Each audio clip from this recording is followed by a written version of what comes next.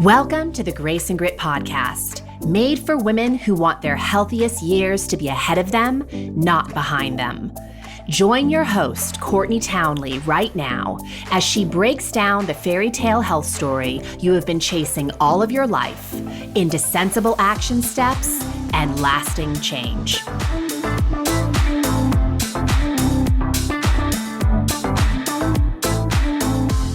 Hello, my friends, and welcome to the Grace and Grit podcast. This is your host, Courtney Townley.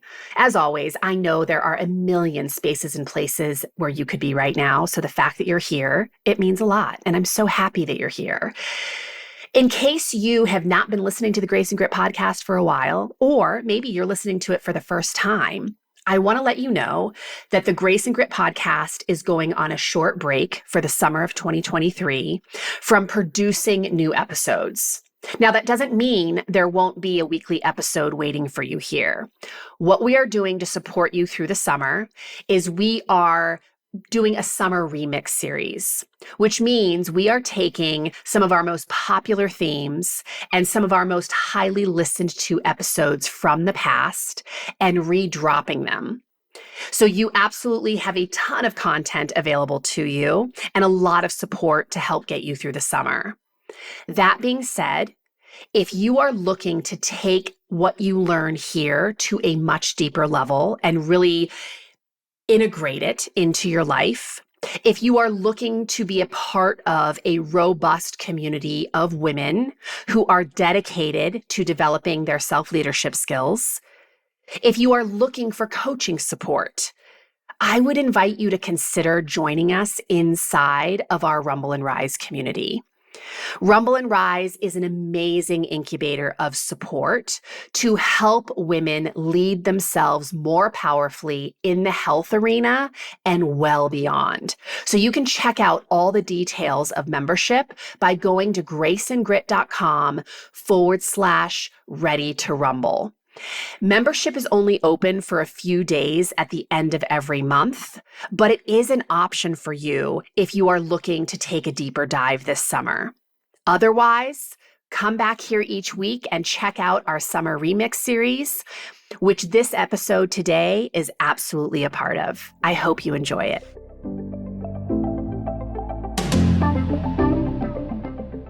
The last episode of the show, I introduced the idea that we have to get our focus off of weight being the problem to all of our health challenges. Because a lot of women that I work with like to hyper-focus on their weight being the problem. Your weight is not the problem. It might be a symptom of a problem, but it is not the problem. And then I proposed what the actual problems might be in that episode. So a quick recap. We talked about confused chemistry being a problem. When we send messages to our chemistry via our lifestyle choices, we can experience a lot of chemical disruption. And of course, chemical disruption is going to express itself in the human body in a lot of unhelpful ways. We also talked about the way you approach behavior change can also be a problem because the way you approach behavior change can be very stressful. And what I mean by that specifically is you're either overly ambitious in your strategy or you have no strategy at all, both of which create stress. Stress induces a cascade of disrupted chemistry.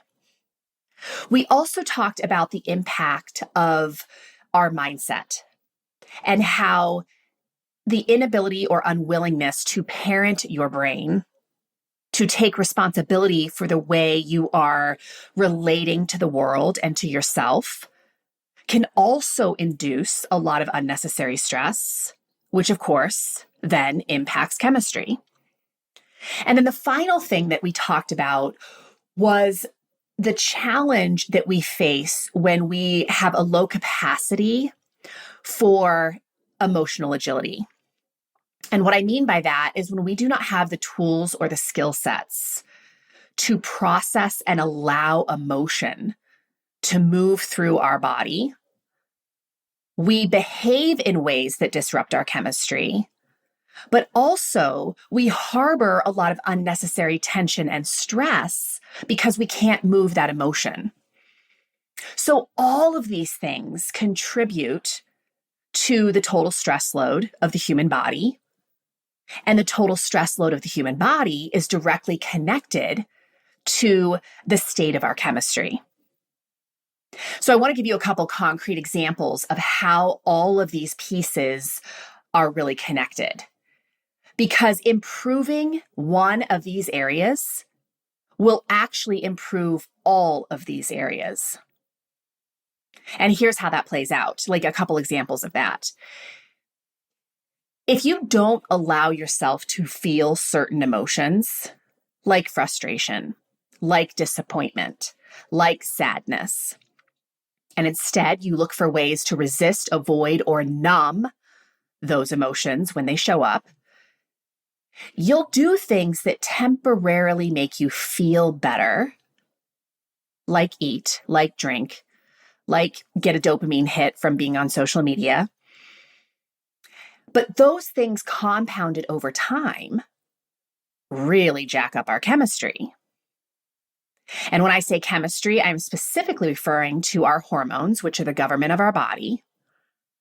And then, of course, when our hormones are all over the place, it's really challenging to parent our brain, even if we have the best of intentions, because we tend to be more reactive.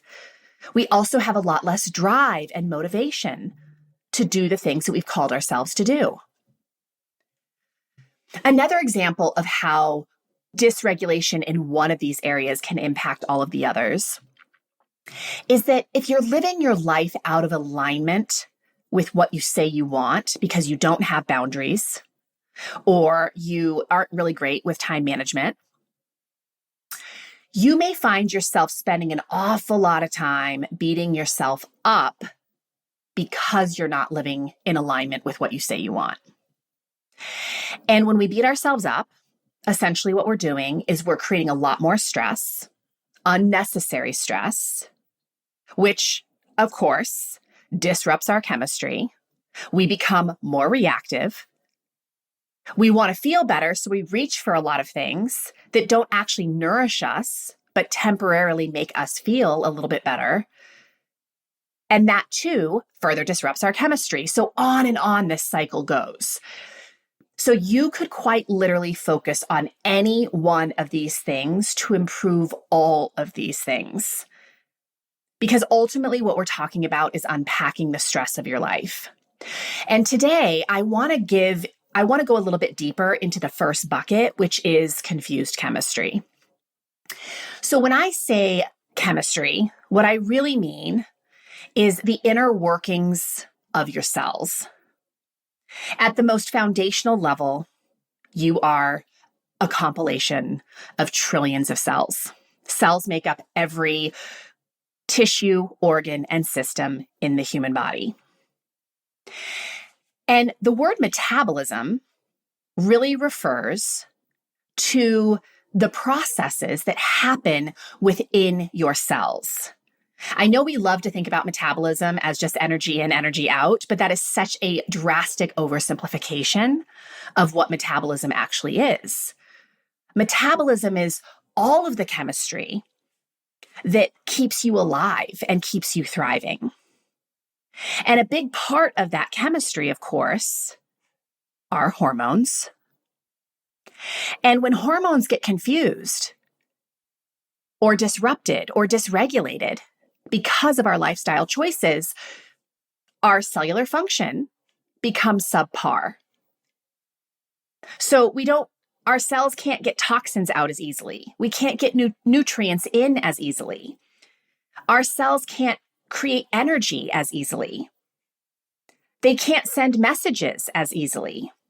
And then you experience that subpar chemistry as low energy, high reactivity, maybe even depression and anxiety, weight gain, and a lot of other symptoms. Now, of course, biochemistry is highly complex. And while there are a lot of things outside of your control that impact your chemistry, like your age, like your genetics, like environmental factors, there is so much that you can control in keeping harmony within your chemistry. And that's really what I want to remind you of today. But first, let me say this. I realize that honoring your chemistry can feel like an awful lot of work when you don't have a regular practice of doing it. And that's really all it is. It's a practice. And it's really important to remember that self-care, taking care of your chemistry, honoring your chemistry, is not the purpose of your life. It's really the base camp of life.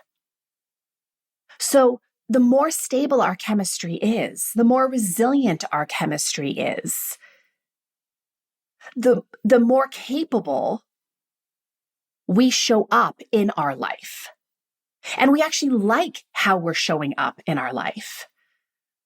So I always remind my students and clients that the real work of their life is to become a fully expressed and authentic human, whatever that means for them. And a big part of that expression is being able to maintain integrity from a cellular level to a soul level. So we want integrity on a structural level. We want our cells to be functioning well. We want our tissues to be healthy and vibrant and strong. We want our systems to be online and functioning optimally. And we also want to have integrity in the way that we're showing up in our life for our passions and pursuits, for the people that we care about, for the things that we are here to cause, contribute, and inspire. And that level of integrity from cell to soul requires that you take care of your chemistry, because you cannot make the climb of your life if your physiology and your psychology cannot support you.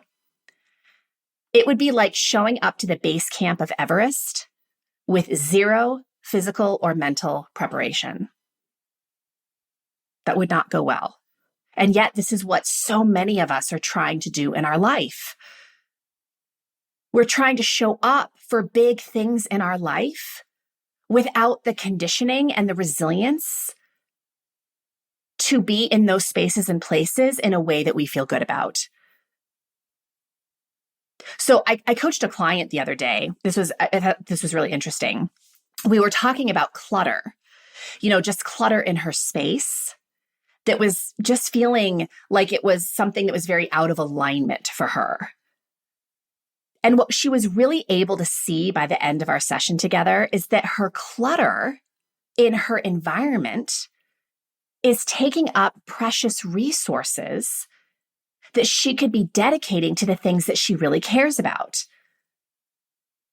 It's costing her integrity.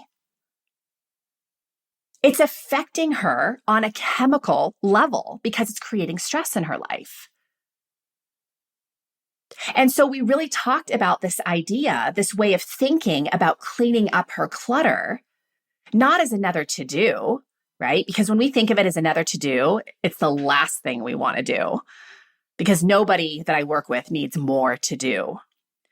But when we look at the task of cleaning up clutter through the lens of her reclaiming her resources, removing stress from her life so she can actually put those resources to the things that she truly cares about, it completely shifts the way she shows up for that activity. So making decisions on the regular that allow your chemistry to function easily and effectively really conditions you to show up in the most powerful way to do the real work of your life. And you know what that work is, the real work of your life, right? It's like your heart song, the things that you're kind of drawn to in terms of the missions and the aspirations and the contributions you want to make. And to more easily do those things, we have to dedicate our precious resources like time, energy, and mental bandwidth to those things. And our biochemistry, taking care of our chemistry, is the most basic level of doing that. That's why I call it basecamp. Now, if you've been around the Grace and Grit sort of space for a while, you have probably heard me talk about 5 to Thrive, which is a 5-part video series where I kind of go into, pretty deep discussion about what I consider to be the fundamentals of taking care of your chemistry.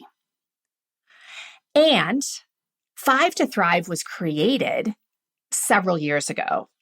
And so I want to update some of the principles within those lessons here today.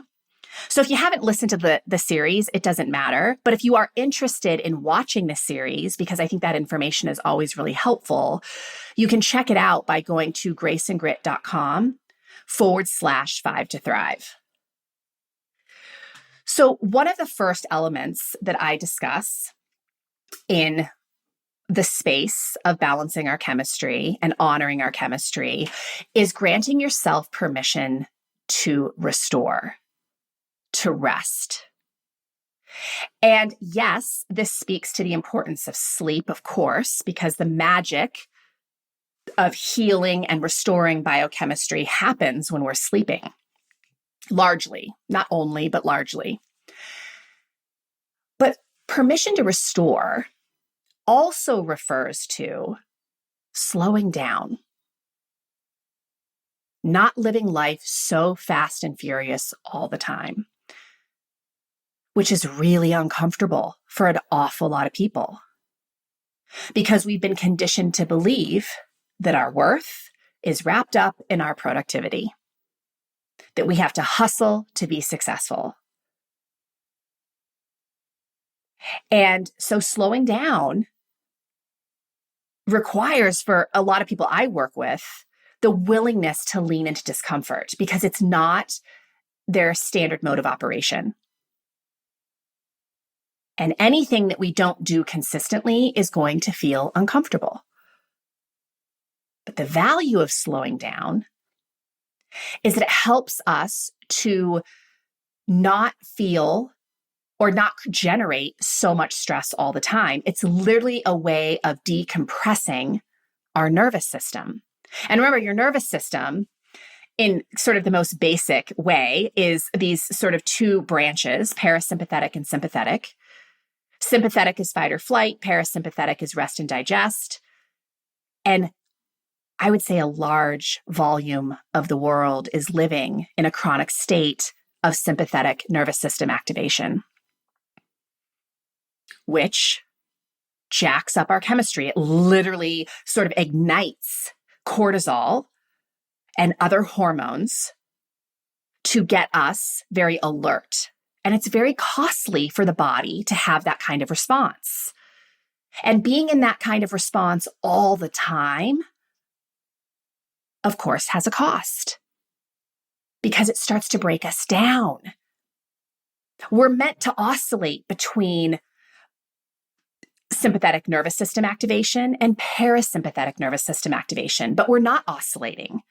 What we're doing is we're pushing the gas pedal down on the sympathetic nervous system, and we're keeping it pressed down all the time, which is leading to burnout.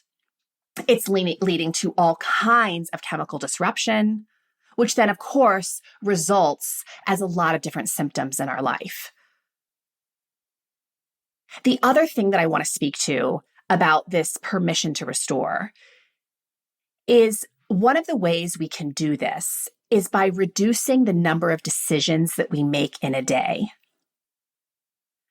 By being very clear on our values and priorities,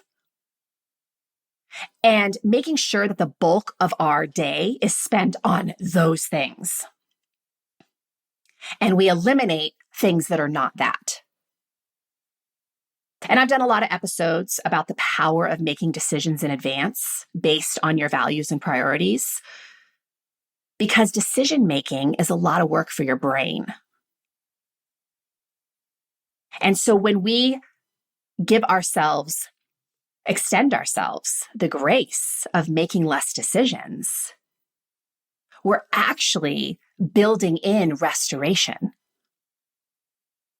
And some of you listening to this aren't making decisions, right? You live in this constant space of indecision, which is exhausting, very taxing.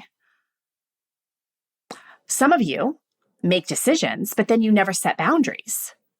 You don't set boundaries with yourself. You don't set boundaries with others. And so you end up exhausting yourself.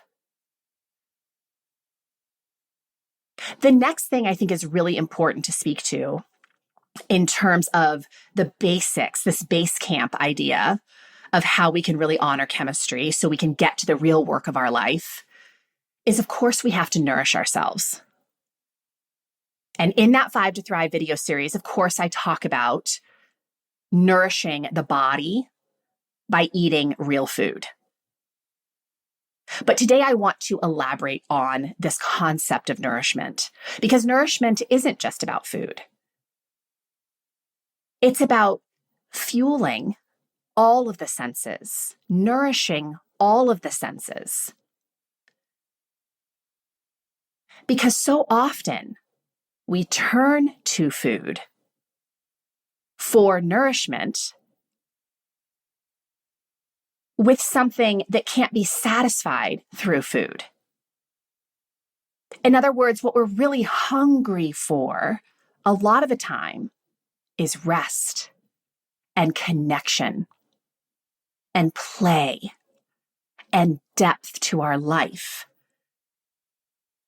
And when we aren't nourishing ourselves on those levels, it's really easy to turn to food to try and fill that void.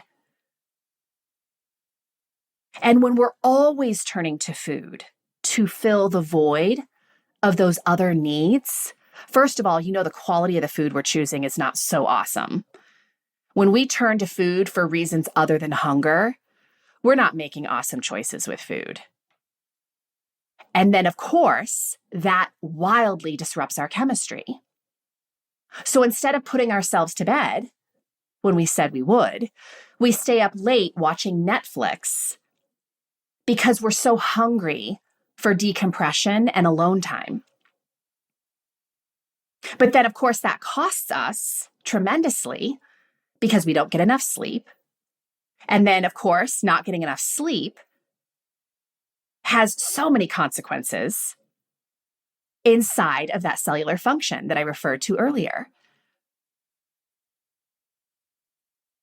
When we drink to feel connected with others, and I hear this a lot actually in the work that I do with my clients, a lot of people want to improve their relationship with alcohol, but they honestly have this belief that they're not going to be any fun or they're not going to be able to connect with others unless they're participating in the drinking of alcohol. Because alcohol is such a baked in part of our social environment these days. But when you're really looking for connection, drinking actually disconnects us, right? Because we aren't authentically who we are when we're drinking. There's a consequence, of course, to how we feel the next day, which massively influences our capacity to show up in relationships in the way that we want to. So all of this to say, nourishing our senses, all of our senses, is so important to stabilizing our chemistry. So stay awake to what you're consuming visually, audibly, right? Like contact with other people, contact with your environment. What are you eating? Why are you eating? You can learn a lot about yourself by staying awake to that. The next thing I want to just mention is movement, which I have done so many podcasts on. Specifically, I've done a lot of podcasts about the importance of movement as it pertains to the health of our biochemistry.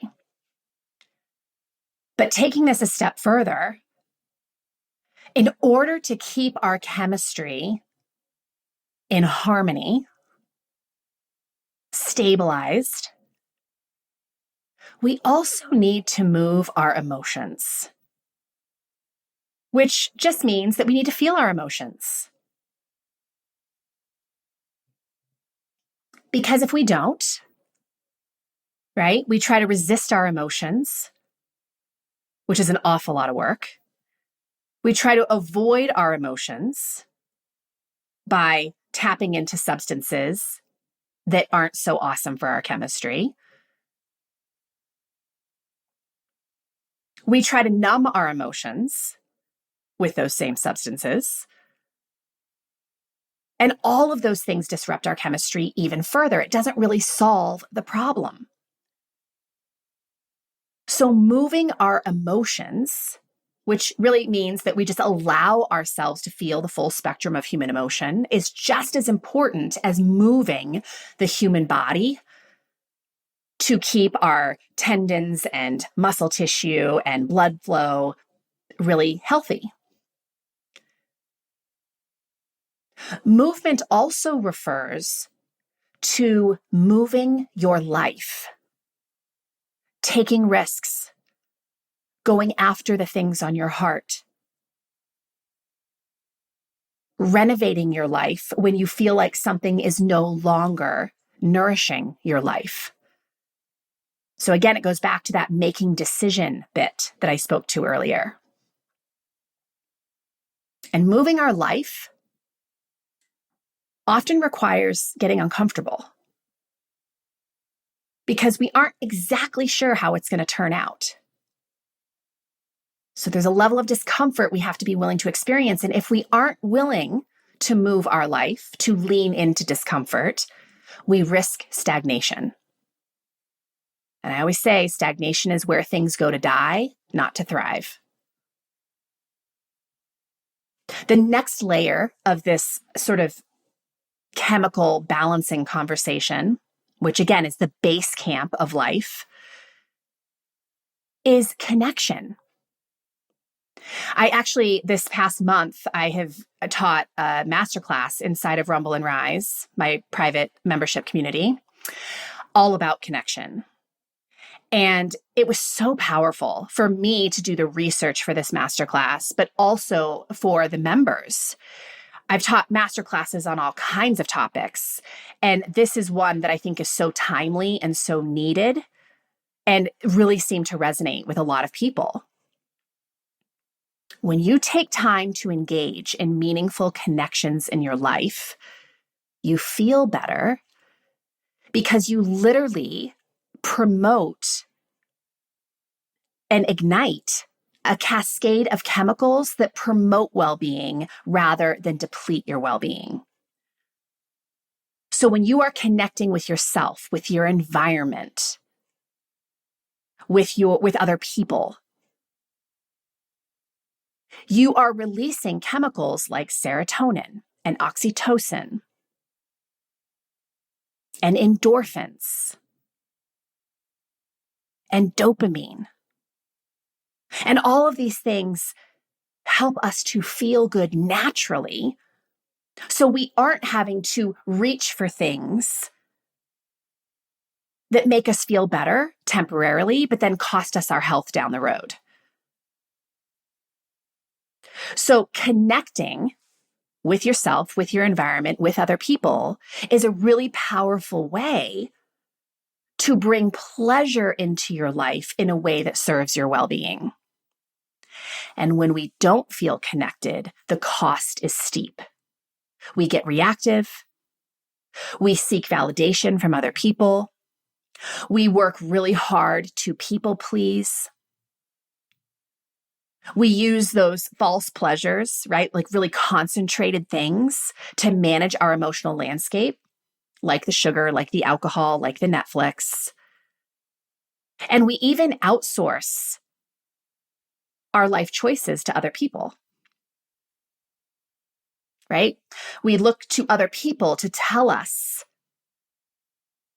how to live our life. And all of that's very dangerous because it doesn't really fulfill us. It doesn't really meet our nutrient need. The final thing I want to say, and again, I've done a lot of podcasts on this, so I won't spend a lot of time here, but I have to say that a piece of this base camp conversation, taking responsibility for honoring your chemistry, is the willingness to parent your brain, the willingness to develop a growth mindset. Because how you perceive the world and your place in it, the way you think about yourself, your life, and what happens in your life massively impacts your chemistry. And it can impact your chemistry in ways that are really helpful, or it can impact your chemistry in ways that's really harmful. And this past week on Instagram, I actually shared a story of something that was so close to massively disrupting my chemistry. And I shared the story because I just wanted to give people an example of how easy it is to make choices in our thinking that really cost us on a chemical level. And the story was this. I was walking my dog last week. It was about 10 days ago at a park down the street. And we had just finished our walk. And an older woman had pulled up next to me in her car. And she was looking a little distressed. So I asked her if there was anything I could help her with. And she said she forgot her leash to walk her own dog. So I offered her mine. I said, I live just down the street. I'll give you my address and my phone number. And when you're done walking your dog, you can just put the leash in my mailbox. And here we are 10 days later, and I have never seen the leash again. And I have to, it was really easy for me to start spinning out that people suck, that this is why, I shouldn't do nice things for people. Like my brain so quickly wanted to gravitate towards this very negative storyline about this woman and why I didn't get the leash back. But the truth is, I don't know why I didn't get the leash back. And there's a lot of other possible storylines that are actually way more useful for me to consider. And here's what I mean by useful. I could choose to think that this woman had evil intent, that she was a terrible person, that I shouldn't trust people, which makes me feel awful, right? And when I feel awful, I make a lot of choices in my life that aren't really nourishing my health. I want to eat chocolate. I want to drink alcohol. I want to kind of zone out in front of TV, all the things, which doesn't help me in any way. So I was able to sort of coach myself through the moment and remind myself, Courtney, it could also be true that she got confused. Maybe she left the leash in someone else's mailbox. How nice for them. Maybe something happened to her. Maybe she really needed a leash. I don't necessarily agree with her taking it if that was the case. But hey, if it means her dog's going to get walked, I'm willing to make that contribution. And when I turn my head to all these other possibilities of what could also be true, I give myself the grace of taking my foot off that gas pedal of stress, right? Which is so valuable to me because it's helping me to maintain harmony in my chemistry.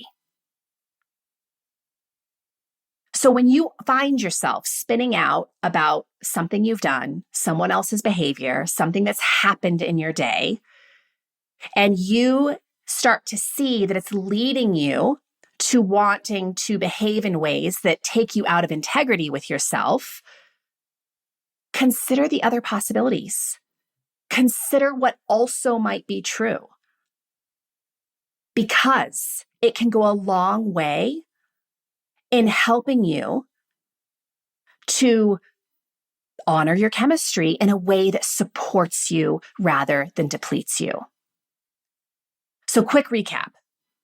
Honoring our chemistry is the base camp of doing life. If we don't honor our chemistry, we cannot make the climb of our life. We cannot show up as our best selves to the things that we really care about. So honoring chemistry looks like permission to restore. It looks like nourishing all the senses. It looks like moving your body, your emotions, your life. It looks like connecting, taking time to connect with yourself, with your environment, with other humans. And it also requires that you parent your brain, that you take responsibility for the storylines you are attaching to the things that happen in your life. And if you do these things, the byproduct is a happier and healthier human. And happier and healthier humans do a hell of a lot more good in the world.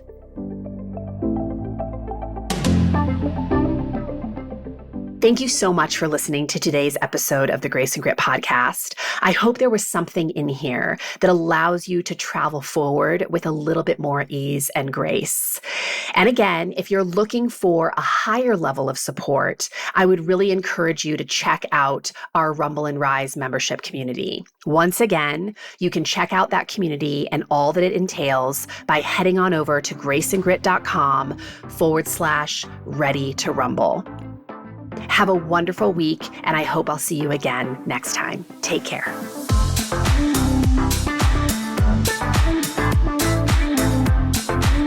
Thank you for listening to the Grace and Grit podcast. It is time to mend the fabric of the female health story, and it starts with you taking radical responsibility for your own self-care.